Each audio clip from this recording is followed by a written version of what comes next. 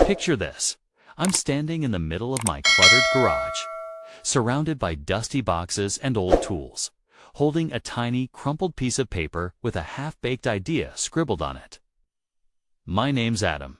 I'm 34, and I've spent the better part of my life playing it safe in a quiet town in Ohio. I manage a warehouse, decent pay. Long hours, the kind of job that keeps the bills paid but doesn't exactly set your soul on fire. My real spark, though, comes from the woman who's been by my side for 8 incredible years. Sarah, my wife, is 32, a kindergarten teacher with a laugh so bright it could chase away the darkest clouds. She's the kind of person who turns every moment into something worth remembering. Whether she's decorating our little 2-bedroom house on Maple Street for the holidays, or tending to her garden in the backyard with dirt smudged on her cheek and a smile that stops me in my tracks, we've built a good life together. Sarah and I no kids yet, just the two of us in our cozy corner of the world. Our days are filled with the hum of routine, me clocking out after a long shift, her coming home with stories of finger paint disasters and tiny hugs from her students. We're a team, always there for each other. But I'll admit, lately, things have felt a bit predictable. The kind of predictable where you know exactly what's for dinner on a Tuesday night without even asking. Don't get me wrong, I love our life, but I've been itching to shake things up, to remind us both of the fire we had when we first met. So here I am, the morning of Sarah's birthday, a crisp Saturday in early fall, with the air carrying that sharp, earthy scent of leaves just starting to turn. I wake up before her, the room still dim with the first light creeping through the curtains. She's still asleep, her dark hair fanned out across the pillow, looking so peaceful I almost don't want to move. But I've got a plan brewing, something wild and out of character for me, and my heart's already thumping with a nervous buzz. I slip out of bed as quietly as I can, scribble a quick note saying I'm running errands, and leave it on the kitchen counter where she'll see it. Then I'm out the door. The cool morning air hitting my face like a wake-up call.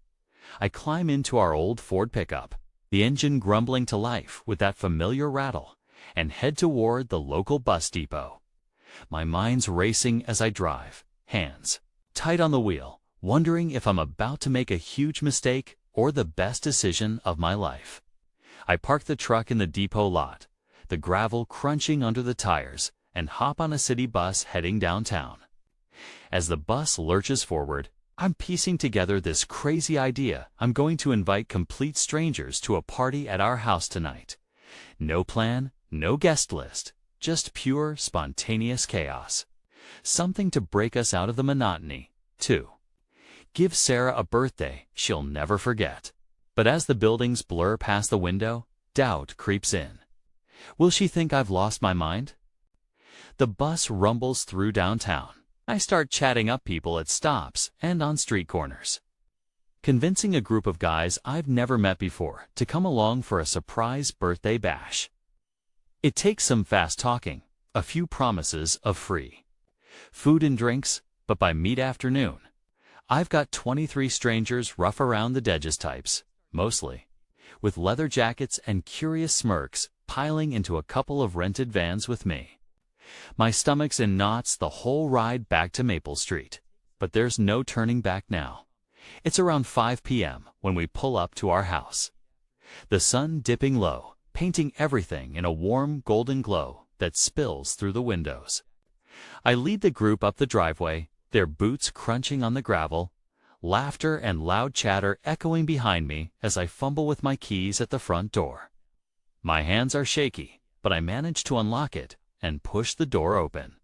Inside, the familiar smell of home hits me, lavender from Sarah's candles, a hint of the roast she's probably got in the oven.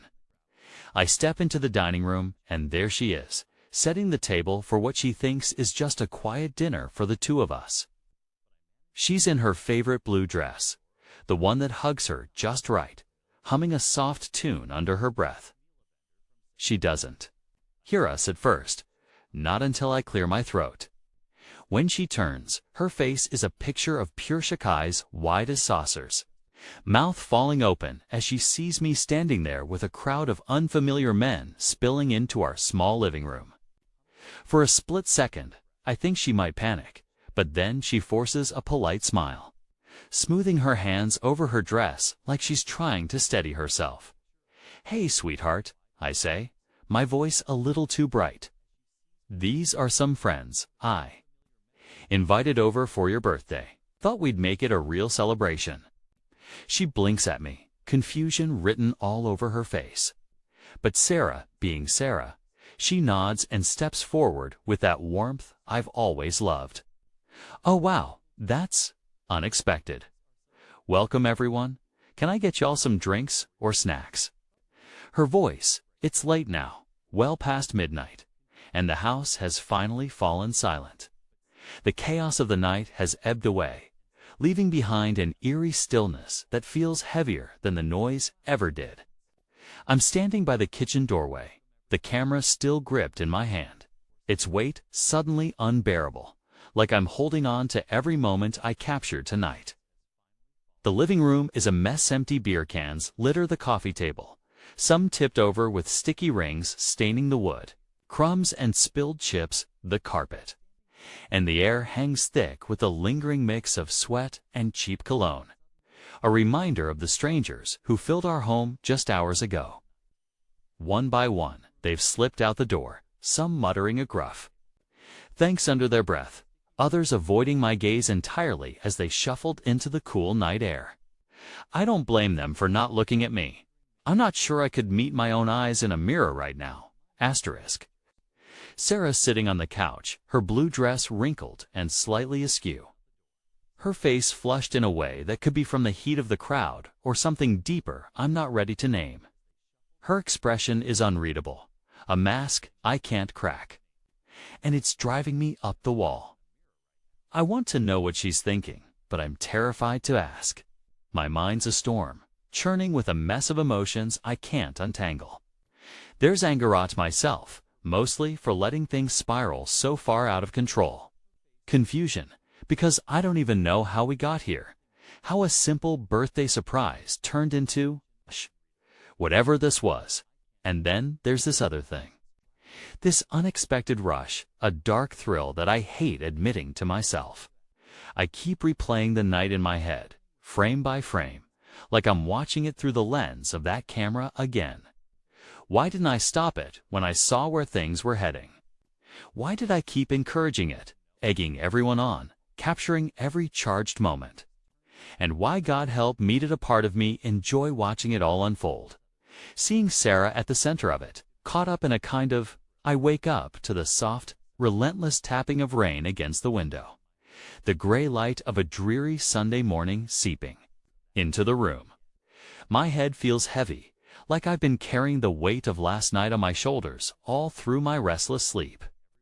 The faint aroma of coffee pulls me out of bed, a small comfort in the haze of my thoughts. I shuffle down the hallway, my bare feet cold against the hardwood, and step into the kitchen. There she is, Sarah, already dressed in jeans and a soft gray sweater, standing by the counter with a mug in her hands. She looks more put together than I expected, her posture calm, almost serene, as if the storm of last night didn't touch her the way it's still tearing through me. I mumble a quiet good morning, avoiding her eyes as I reach for the coffee pot. My hands fumble with the mug, the clink of ceramic against the counter louder than it should be in the tense silence.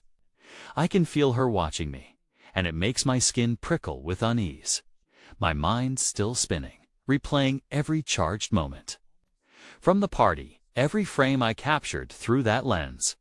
I don't know how to start this conversation, or if I even want to.